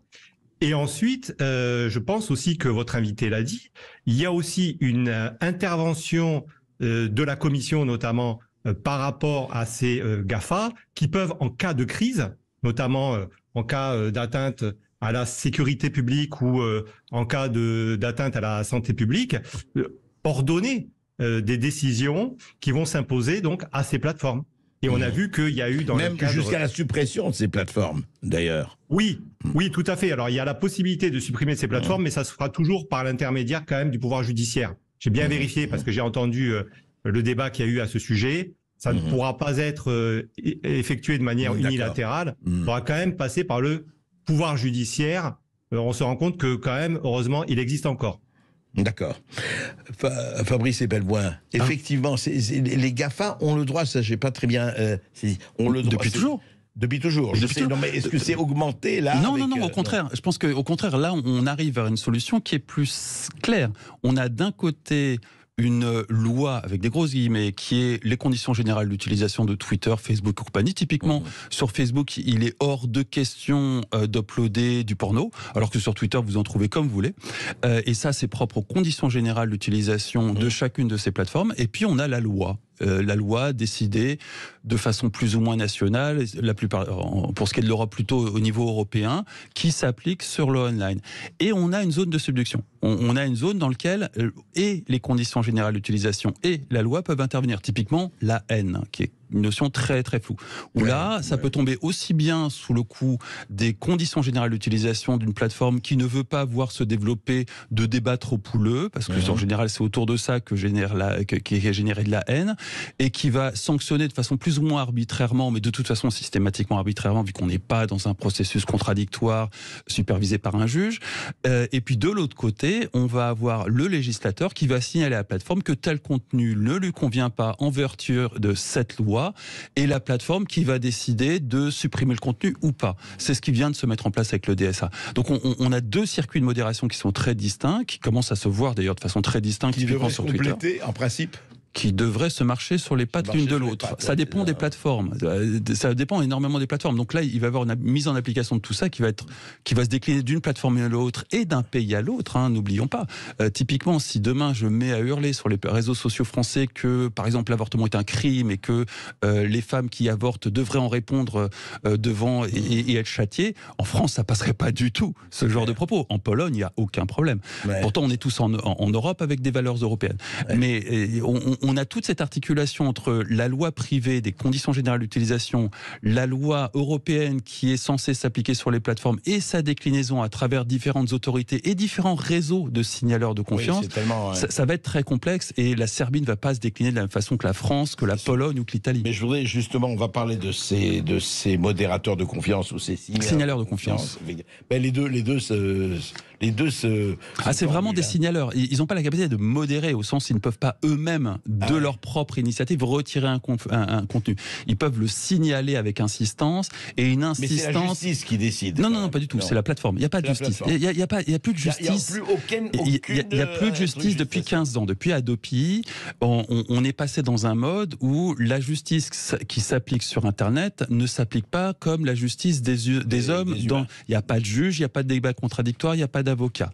C'est une justice discrétionnaire qui s'applique au sein d'une entité privée. Donc appeler ça justice, c'est un abus de langage absolu. Oui, c'est pour ça qu'il ne faudrait pas parler de justice, ça n'a rien à voir. On ne peut pas mettre en place un système judiciaire à une ampleur aussi phénoménale. Il y a des infractions dans tous les sens en permanence. C'est pas jouable. Donc on est obligé de tricher avec le concept de justice. On a tordu le bras au mot justice, mais ça n'est pas de la justice au sens où on entend. Non, mais je crois qu'il faudrait quand même le dire parce que ce n'est pas dit. C'est dit. Au contraire, on emploie beaucoup le mot de justice. Ça n'est plus depuis 15 ans, donc c'est un vieux souvenir. Oui, c'est un vieux souvenir qui est très vivant. Hein. Vous avez toujours la possibilité de déposer plainte de façon à obtenir réparation dans la justice des hommes avec des débats contradictoires, mais ça coûte une fortune et c'est le privilège des riches. La réalité, c'est que pour le commun des mortels, la justice sur les réseaux sociaux est appliquée par des entités privées selon des règles plus ou moins claires, avec cette dualité entre les conditions générales d'un côté et la justice de l'autre, et que tout ça demande à être mise en pratique. On demande surtout à être travaillé parce que ça ouvre la porte à de sacrées manipulations. Il y aura plein de manipulations et plein de dérives. Le plus inquiétant sont vraiment les dérives que les États vont inciter à travers leur réseau de signaleurs de confiance. Exact. On va en reparler de tout cela et puis surtout de nos éditeurs. Oui, on va en reparler avec vous, surtout au 0826 300 300. Appelez-nous. Vous avez une question pour Fabrice Eppelbaum, pour Arnaud Di Meglio ou pour André Berkoff. Appelez-nous 0826 300 300. Sud Radio Berkoff dans tous ses états. Appelez maintenant pour réagir 0826 300 300. Vous êtes prêts pour une aventure inoubliable en famille à Port Aventura World avec Sud Radio? Découvrez un monde à l'expérience unique. La catapulte horizontale Furious Baco, l'Himalaya avec la montagne russe Shambhala. Nagez à Port Aventura Carib Aquatic Park et ressentez la sensation Ferrari à Ferrariland avec Sud Radio. Cette semaine, dès votre réveil, écoutez le Grand Matin Sud Radio et à tout instant, gagnez votre séjour à Port Aventura World avec Sud Radio. Parlons vrai. BMW. Dis donc, ton beau-frère, tu l'as cloué ce midi. Il croit toujours qu'il a les meilleurs plans. Mais là, sur l'entretien de ma BMW, il est resté sans voix. Chez BMW Service, je bénéficie de l'expertise des techniciens, de la qualité des pièces d'origine et de 30% de remise minimum sur des opérations d'entretien si ma BMW a plus de 6 ans. Ça, c'est un bon plan. Et jusqu'au 15 octobre, profitez de 50 € de remise pour les 1000 premiers rendez-vous en ligne. Voir réseau participants et détails sur bmw.fr. BMW Service. Votre BMW est entre de bonnes mains. Eden Auto fête aussi l'été avec son festival Eden Auto Occasion. Un concert de remise, jusqu'à 1000 € sur une sélection de véhicules d'occasion toutes marques. Le festival Eden Auto Occasion, un florilège de réductions dans toutes vos concessions du réseau Eden Auto. Offre réservée aux particuliers, valable jusqu'au 30 septembre. Voir conditions sur edenauto.com. Pensez à covoiturer. à tous ceux qui trouvent que ce serait bien de retrouver un peu de pouvoir d'achat un jour, ou même 2 jours, ou 3, ou même 4, hein. C'est bien 4. Et pourquoi pas 5, tiens? Eh ben, on a encore mieux que ça. Intermarché lance les 100 jours pouvoir d'achat. Et dès aujourd'hui, il y a 34% en avantage carte sur la bouteille de Coca-Cola originale, soit seulement 99 centimes la bouteille d'1,5 litre, avantage carte déduit. Intermarché, tous unis contre la vie chère. Jusqu'au 3 septembre, 1,50 € prix payé, soit 1 € le litre. Modalité sur intermarché.com. Pour votre santé, évitez de grignoter. Sud Radio Valence. 95.1. Sud Radio. Ça, c'est tout moi. À chaque rentrée, pour pas exploser mon budget, je compare tout. 10% de X-2 divisé par 7. Mais quand je vois qu'SFR sélectionne pour moi des smartphones Honor à petit prix, là, c'est... Eh oui, vous avez tout bon. Pendant la rentrée chez SFR, profitez de jusqu'à 100 € de remise sur le Honor 90 Lite 5G avec un forfait sans engagement. Appelez le 1090, service appel gratuit. SFR, soyez vous. Offre soumise à condition, valable jusqu'au 25 septembre, réservé aux clients SFR. 5G sous réserve de couverture. Moi, ça me rend joyeuse. La dernière fois, je suis revenue au bureau après un don de sang et il y a un collègue qui m'a dit « Mais t'es tout sourire, Sarah, aujourd'hui ?» C'est ça. À chaque fois que je donne, en plus d'être fière de moi, je me sens vraiment bien. On a tous une raison de donner son sang ou son plasma. Rendez-vous sur le site de l'Établissement français du sang. Quand on part en vacances, mes parents me réveillent en pleine nuit pour éviter les embouteillages. Moi, les miens, ils se couchent super tard pour finir la valise. Mon père aussi. Et en plus, il veut jamais s'arrêter pour arriver plus vite. Après, il est épuisé. Et si nous transmettions la bonne attitude? Sur un long trajet, une pause toutes les 2 heures. Assurance Prévention, une association de France Assureurs. Ici Sud Radio. Les Français parlent au français. Les carottes sont cuites. Les carottes sont cuites. Sud Radio Berkov dans tous ses états. De retour sur Sud Radio avec Berkov dans tous ses états. On parle de ce Digital Act Service, cette nouvelle loi européenne qui vise à réguler la liberté sur les réseaux sociaux. On en parle avec Fabrice Eppelboin qui est toujours avec nous, enseignant entrepreneur spécialiste de l'influence sur les réseaux sociaux. Et puis Arnaud Di Meglio, avocat spécialisé en droit numérique et de la communication. On a Claude qui nous appelle de Perpignan. Bonjour Claude. Bonjour oui, Claude. Bonjour Eric, bonjour André Berkov, c'est content de vous retrouver en forme et bonjour à vos invités. Oui, le sujet m'intéresse parce que, bien sûr, je comprends la volonté de ne pas être soumis à des règles qui sont soit de la culture américaine, soit des procédures chinoises.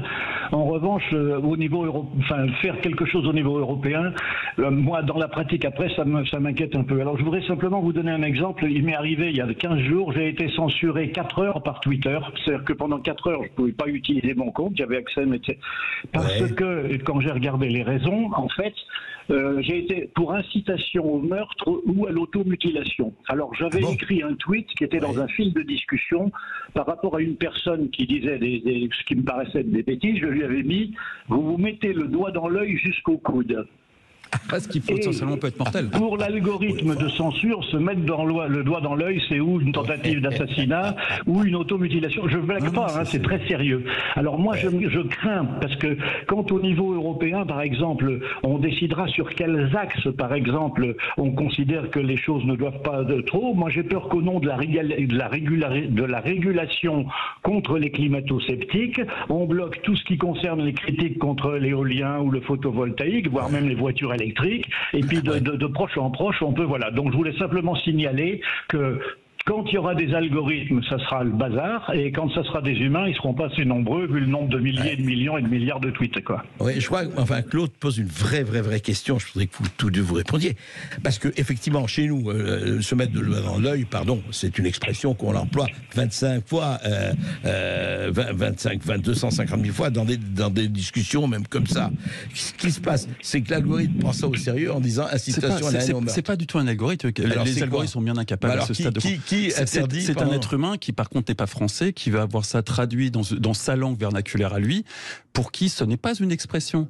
Si je vous dis il pleut des chiens et des chats, vous êtes complètement fou. C'est une expression, raining cats and dogs. Ça veut dire il pleut des cordes. Mais si tu te mets le doigt dans l'œil, c'est une expression. Bien Absolument. sûr, mais traduit en anglais, ça n'est plus une expression. Oui, mais ça alors devient autre attendez. chose. Non, mais vous posez vraiment le problème. Mais je demanderai aussi à Arnaud Di Meglio. Non, mais Fabrice Eppelboin, parlons de ça. Mais c'est pour ça que les humains, pour moi, ça va être beaucoup plus dangereux que les algorithmes. Bien plus. Enfin, non. C'est très différent. Là, ce qui s'est passé très concrètement, c'est que lors d'une altercation, cet exemple qui est parfait. Quand même. Il est très bon cet exemple. Ouais. Une altercation, quelqu'un utilise une expression courante qui n'est en rien une incitation au suicide, qui va être signalée par la personne adverse dans le cadre de ce conflit, qui va remonter à un service de modération qui, à l'évidence, n'est pas francophone, qui va traduire avec des logiciels de traduction automatique une expression française tout à fait potache en quelque chose qui, dans une langue étrangère, peut apparaître comme quelque chose de menaçant et qui, dans la mesure où la personne en question a entre 3 et 6 secondes pour prendre une décision de modération, va, dans le doute, considérer que c'est une incitation au suicide parce qu'une fois traduit dans sa langue, ça peut apparaître comme quelque chose de menaçant. C'est terrifiant. Fin de l'histoire. Mais c'est terrifiant. C'est le prix à payer. Terrifiant. C'est le prix à payer pour avoir une modération qui se passe en quelques secondes. Alors, vu le nombre de problèmes, il faut qu'il y ait cette productivité. Oui, mais ce prix à payer, c'est toujours le moyen et la fin. Enfin, pour moi, ce que vous dites, et pas vous, Fabrice Epelbois, ce que signifie ce que dit Claude est terrifiant. Ça veut dire qu'en Claude va s'adapter, Claude va apprendre dans sa dialectique à utiliser des mots qui ne prêtent pas ambiguïté une fois. Mais c'est l'autocensure. Attendez, ça va être l'URSS. Non, pas du tout. Ça va être Voltaire sous la monarchie. Voltaire, vous avez tous appris au lycée qu'effectivement, il y a un double niveau de lecture et qu'on peut voir Candide comme un aimable conte philosophique ou comme une critique virulente de la royauté. Quel progrès, cher ami, quel progrès. C'est sûr qu'en termes de liberté d'expression, on n'est pas sur la voie du progrès.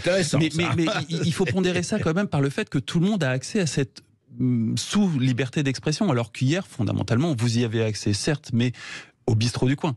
Donc vous n'y aviez pas vraiment accès. Là, tout le monde y a accès. Effectivement, il y a des contraintes. Mais sous conditions et sous surveillance. Sous conditions, sous surveillance. Il faut apprendre à l'utiliser. Il faut apprendre à contourner la censure. Mais on va apprendre. On va en parler. Arnaud Di Meglio, votre sentiment sur le témoignage de Claude? Oui, mon sentiment, c'est qu'on va vers une privatisation de la loi et de la justice. Vous l'avez reconnu tout à l'heure. Ça n'a pas l'air de vous effrayer, mais moi je trouve ça assez choquant et surprenant. Je pense que justement c'est contre ça qu'il faut lutter parce qu'on est en démocratie et j'aimerais pas qu'on retourne au Moyen-Âge. Ensuite, ce que je voudrais dire, c'est que le DSA quand même, il prévoit certains règlements de litige qui peuvent se faire soit en interne, donc on a la possibilité de déposer une plainte en interne auprès de la plateforme, soit de recourir à un système de règlement extrajudiciaire des litiges. Et ça, c'est un point qui est intéressant parce que là, avec le DSA, on crée un nouveau système de règlement judiciaire qui va être extrajudiciaire. On va pouvoir régler les litiges par des arbitres, en fait. Et là, oui, je trouve ça intéressant parce qu'on trouve une solution qui est adaptée au numérique. Mais bon, je pense qu'il faut faire attention justement à cette dérive privatisation. C'est là où moi j'y vois un progrès, parce que très concrètement, l'abandon de la justice des hommes, du débat contradictoire et de la justice au sens de la démocratie, il est entériné depuis 2008. C'est pour ça que je suis beaucoup moins choqué aujourd'hui. On est en 2023, j'ai eu le temps de m'y faire. Ce concept est mort avec la loi Hadopi. Si vous vous souvenez, lors de la loi Hadopi, les gens comme moi hurlaient aux droits de l'homme, à l'atteinte aux libertés fondamentales. Bon, maintenant, on est 15 ans plus tard, je pense que tout le monde a bien compris ce qu'on voulait dire à l'époque. Mais très clairement, c'est à cette époque qu'on a abandonné l'état de droit. Donc c'est totalement entériné. Mais c'est amusant parce que vous savez que c'est au nom de l'état de droit que Thierry Breton a présenté triomphalement le Digital Services Act en disant nous rétablissons l'état de droit. Mais il n'a pas tort sur le fond. Effectivement, par rapport à une situation de privatisation totale entérinée depuis 15 ans de quelque chose qui se fait un ersatz de justice, le DSA représente un vrai progrès. Maintenant, le vrai progrès est accompagné de vrais risques. Le risque principal que moi je vois là-dedans, c'est cette délégation de capacité à signaler, à dénoncer ce qui est bien, ce qui est mal, ce qui est vrai, ce qui est faux, à des entités qui ne sont pas elles-mêmes supervisées. Et qui ne sont pas connues. Et qui pour l'instant ne sont pas connus, même si on a tous une petite idée de qui ça va être, mais à ce stade, les deux seules entités, il y a une entité qui s'est déclarée elle-même, qui est e-enfance, et qui lutte de façon avec un courage incroyable contre la pédophilie depuis la nuit des temps, mais c'est pas comme si la pédophilie était le seul problème, et l'e-enfance n'a pas vocation à faire autre chose que lutter contre la pédophilie. Et puis très vraisemblablement Pharos, qui va se faire le relais des dénonciations qu'elle récolte, et qui là est une entité on ne peut plus sérieuse, étatique, ça n'est pas une entité privée, police, gendarmerie, avec des gens qui sont au sein, avec une expérience. Non mais Fabrice Epelbois, le vrai problème, c'est que je ne suis pas du tout sûr que l'État, de ce point de vue, soit plus régulateur et plus juste que le privé. dans ce problème-là. Non, mais il a le mérite d'être plus ou moins élu. Donc il est plus légitime à une entité privée qui vient de... parce que les délégations ne sont pas élues. Thierry Breton n'est pas élu. Thierry Breton n'est pas élu. Eh ben oui, l'Arcom, les gens élus, ils sont pas élus. La patronne de l'Arcom est nommée, si mes souvenirs sont bons, par le président de la République, qui lui est élu. Et elle va décider des délégations sur des ONG, associations, qui vont être proches de l'État, qui lui-même est plus ou moins élu. Donc on reste dans un cadre qui est... Je vous trouve très gentil. Non, je suis très optimiste. C'est clair que dans cette délégation, il va y avoir des responsabilités de censure confiées à des gens qui ont un historique extrêmement discutable et qu'on se reverra probablement sur ce plateau dans 6 mois pour en reparler. Et vraisemblablement, il y aura des dérives. Il n'y a aucun doute là-dessus. Alors, on remercie Claude pour son appel. On accueille Chantal qui nous appelle de l'île de Beauté depuis Bastia. Bonjour Chantal. Bonjour Chantal. Bonjour à vos invités et j'espère que les vacances sont bien passées pour vous, monsieur Bertrand. Bien, merci. Merci pour vous aussi, j'espère. Alors écoutez, moi ça me fait très très peur tout ça, parce que si on a des êtres humains comme les mêmes de Wikipédia qui se permettent de juger les gens à tour de bras et de se permettre de porter des jugements plus que discutables, je me demande sur quoi, parce que l'humain reste très subjectif. Donc si on tombe sur une personne qui a les mêmes idées que vous, il va pas vous signaler.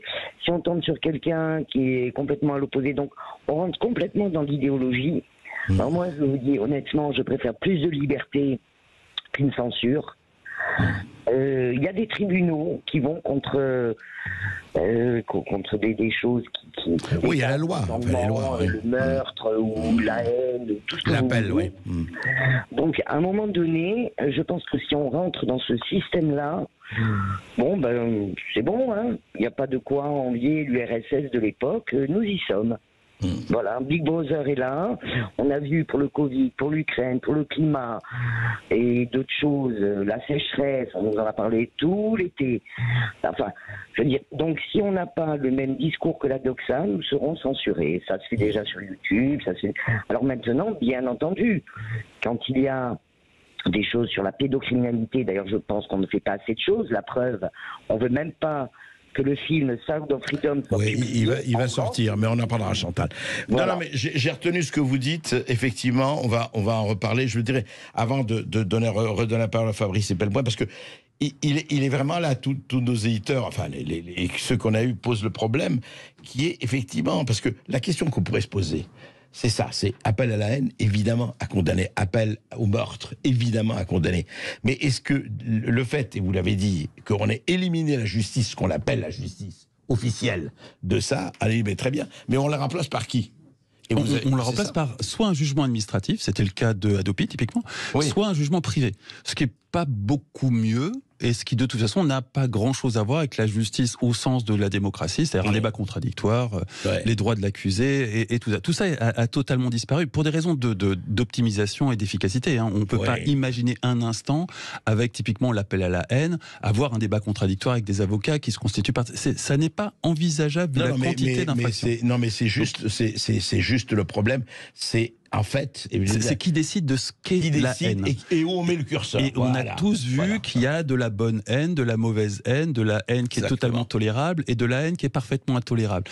J'ai envie de vous dire que aux prochaines élections, vous pouvez faire basculer ce qui est tolérable devient intolérable, ce qui est intolérable devient tolérable. C'est là pour le coup, on est toujours encore raccroché à quelque chose qui se ressemble un peu à la démocratie. On s'en est éloigné, bien sûr. Enfin, mais faut pas la quitter complètement, quoi. Malgré tout, si aujourd'hui vous êtes sanctionné pour de la haine vis-à-vis d'un camp qui est votre adversaire, cet adversaire qui aujourd'hui tient le haut du pavé peut demain se retrouver dans l'opposition et tout s'inversera. C'est vrai, mais en attendant, le mal aura été fait, enfin on va en parler, mais le mal aura été fait, c'est-à-dire que pendant X temps, parce que c'est sur des années, hein, les élections c'est tous les 5 ans, tous les 6 ans, etc. Pendant quelques temps, effectivement, ce que dit Chantal et ce que disait Claude, c'est que oui, mais on va pas pouvoir parler. Vous savez. Oui, mais c'est déjà le cas. Après, il reste à voir si, en cas d'alternance, on aura une nouvelle majorité qui prendra la même stratégie, c'est-à-dire verrouiller la parole de l'adversaire. C'est pas évident. Non, mais je crois que c'est évident, parce que si je suis majorité, je vais vous dire, même si je suis nouveau, je vais reprendre les vieux habits, parce que il me me conviennent très bien.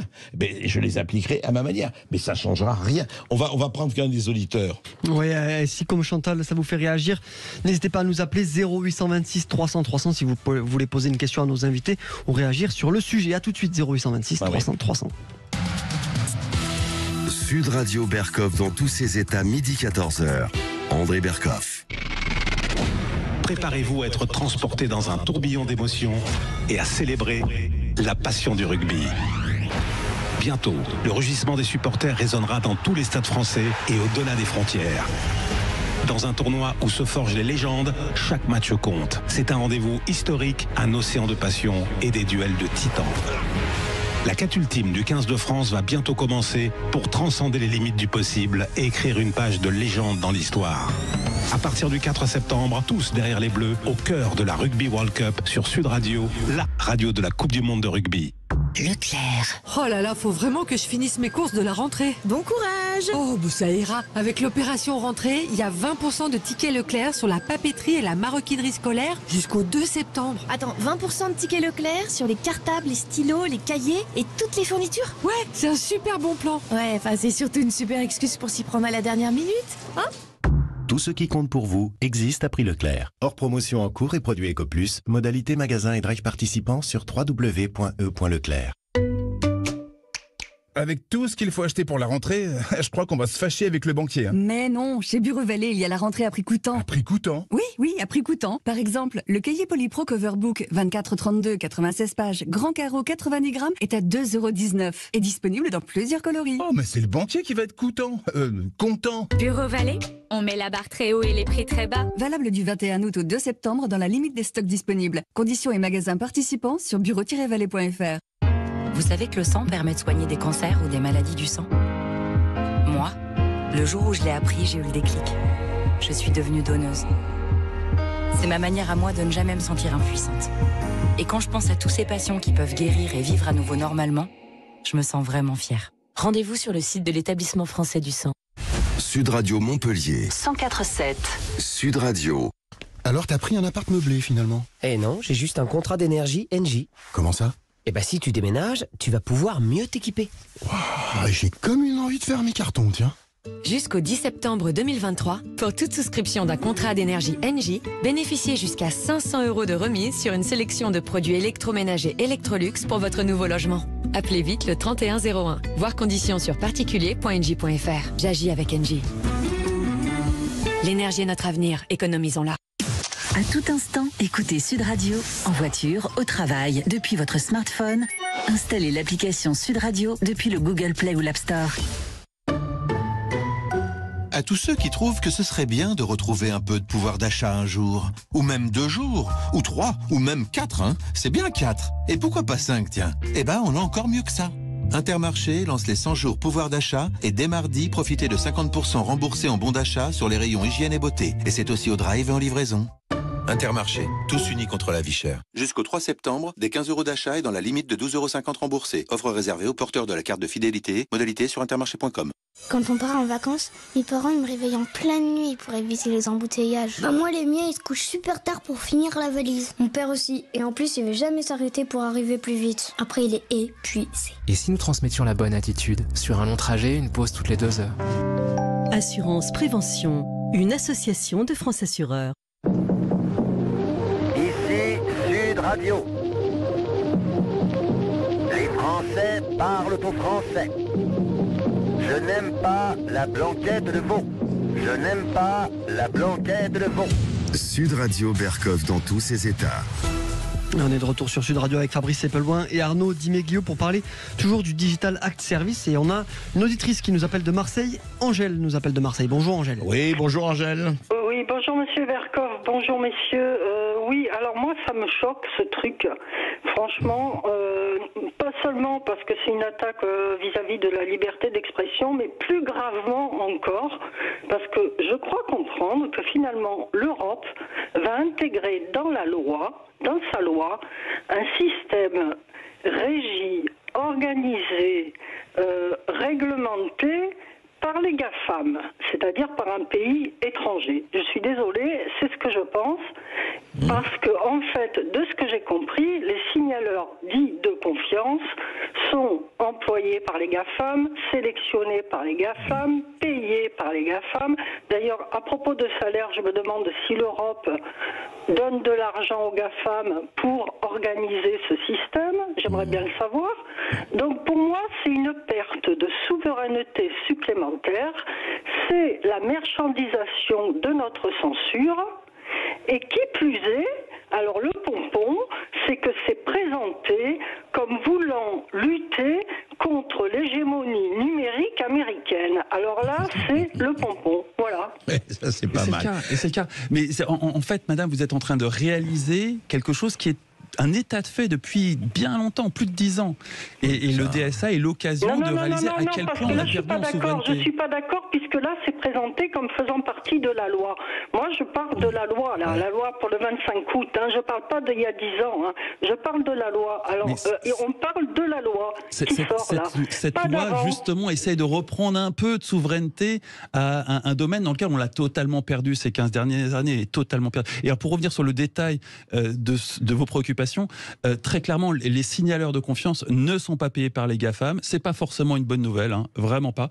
Les signaleurs de confiance, ils sont payés par on ne sait pas très bien qui. C'est l'État. On voit des trucs comme le fonds Marianne.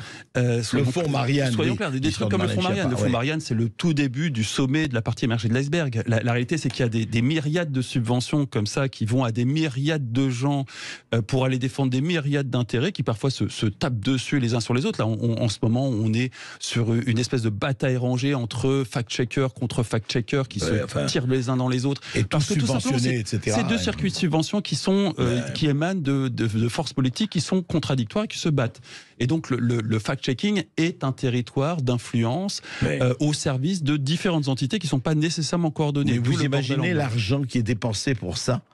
Non, c'est pas énorme. Non, c'est pas énorme. Le fonds Marianne, c'est quelques millions. Enfin, on est sur des budgets d'État. C'est pas vous savez, pour les gens, quelques millions, c'est déjà pas mal. Pour les gens, oui, mais il faut remettre ça au niveau d'un budget d'État.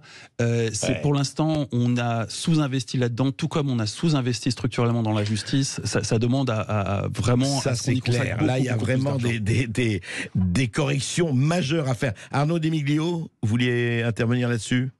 Oui, non, les subventions, c'est plusieurs milliards par an qui sont déversés auprès des services de presse. C'est pas quelques millions, ce sont des milliards.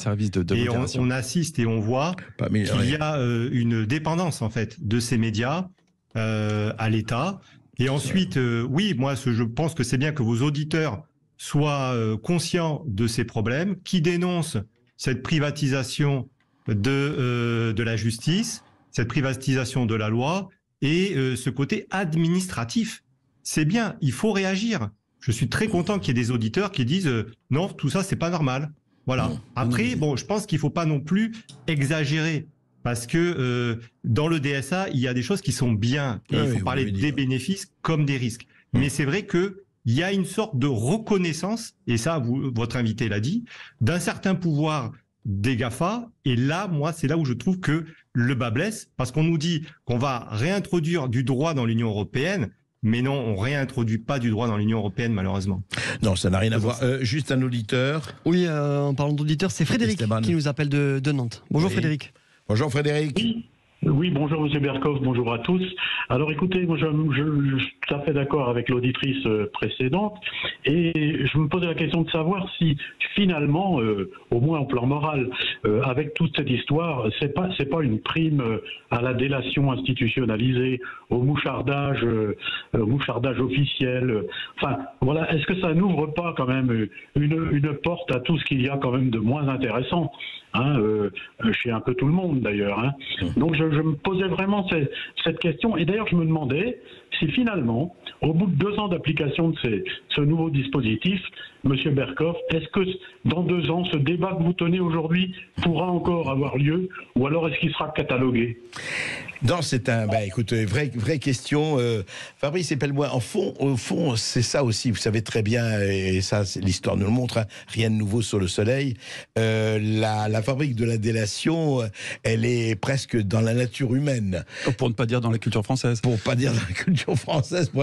Est-ce que effectivement, on ne va pas être vers quelque chose quand même, je veux dire, au-delà même de la morale, enfin, quelque chose, on va dire, mais allez-y, signalez, parce que moi, ce qui me frappe, c'est ça. Rappelons les mécanismes. Ouais. Il y a 2 types d'entités qui peuvent signaler un contenu comme problématique au sens large. On a le citoyen individuel dans son coin, exactement comme on signalait un juif à la Gestapo en 39-45, qui aura vraisemblablement peu d'impact, parce qu'il y aura une telle masse de signalements qu'on ne pourra pas faire grand-chose d'un tel flux. Pardon, c'est très intéressant. Mais si ça correspond à une volonté du gouvernement, quel qu'il soit, hein, je ne parle pas de gouvernement actuel, de dire « Ah oui, c'est intéressant, allez-y, regardez, c'est les citoyens qui le demandent, sont les citoyens qui le demandent. » Non, on ne peut pas traiter un tel flux, parce que vous allez avoir pêle-mêle des campagnes organisées de bandes de potes qui signaleront tel individu qui n'est pas leur pote pour que son compte saute. Et ça, on ne sait pas gérer. Il n'y a guère que Twitter qui commence à avoir des solutions algorithmiques pour gérer ça. Mais très vraisemblablement, l'essentiel de ces dénonciations-là iront à la poubelle. Et on donnera l'impression, citoyen de base, qu'il a fait son devoir de dénonciation et que c'est un bon citoyen. C'est ce, quel que soit le gouvernement, que ce soit un gouvernement Macron aujourd'hui, Le Pen demain, peu importe. Et puis, on a ces signaleurs de confiance qui, eux, ont quelque part mot compte triple. C'est-à-dire que quand eux signalent quelque chose, c'est pris de façon beaucoup plus sérieuse par les GAFAM, parce que si jamais les GAFAM laissent passer quelque chose qui a été signalé par un signaleur de confiance, là, il peut y avoir sanction et elle peut être lourde. Donc, c'est surtout ces entités-là qui vont poser problème. C'est très intéressant ce que vous dites, je crois qu'on le dit, et vraiment, là, je vous suis tout à fait, Fabrice Epelboin, c'est que je crois que ça me paraît indispensable que l'on connaisse, qu'on ait la liste de ces régulateurs ou signaleurs de confiance. À l'heure actuelle, on ne sait même pas si leur déclaration doit être obligatoire. Mais on les connaîtra nécessairement. Ne serait-ce si jamais ils sont restés confidentiels, alors d'abord, on a du mal à voir le confidentiel défense s'appliquer à un tel truc, mais quand bien même ça serait le cas, il y aura des investigations, et puis il y aura pléthore d'hypothèses qui pointeront, on sait tous qui va être pointé du doigt, ce qui fait que très concrètement, ne serait-ce que pour se décharger de responsabilités et des risques, parce que la colère va être grandissante, ces gens-là vont se dire oui, nous sommes signaleurs de confiance, ou non, pas du tout, nous ne sommes pas signaleurs de confiance, et nous demandons à l'État de certifier que nous ne sommes pas signaleurs de confiance. Donc on les connaîtra. Que la loi est prévue, qu'ils soient déclarés publiquement ou pas, on les connaîtra. Il n'y a pas de souci là-dessus. En tout cas, écoutez, pour répondre à l'éditeur, on ne sait pas si, j'espère vraiment qu'on pourra dans 2 ans faire une émission comme la mienne, et qu'on pourra inviter des gens comme vous, Noé, qu'on pourra dans 2 ans faire une émission comme la mienne, et qu'on pourra inviter des gens comme vous, Noé.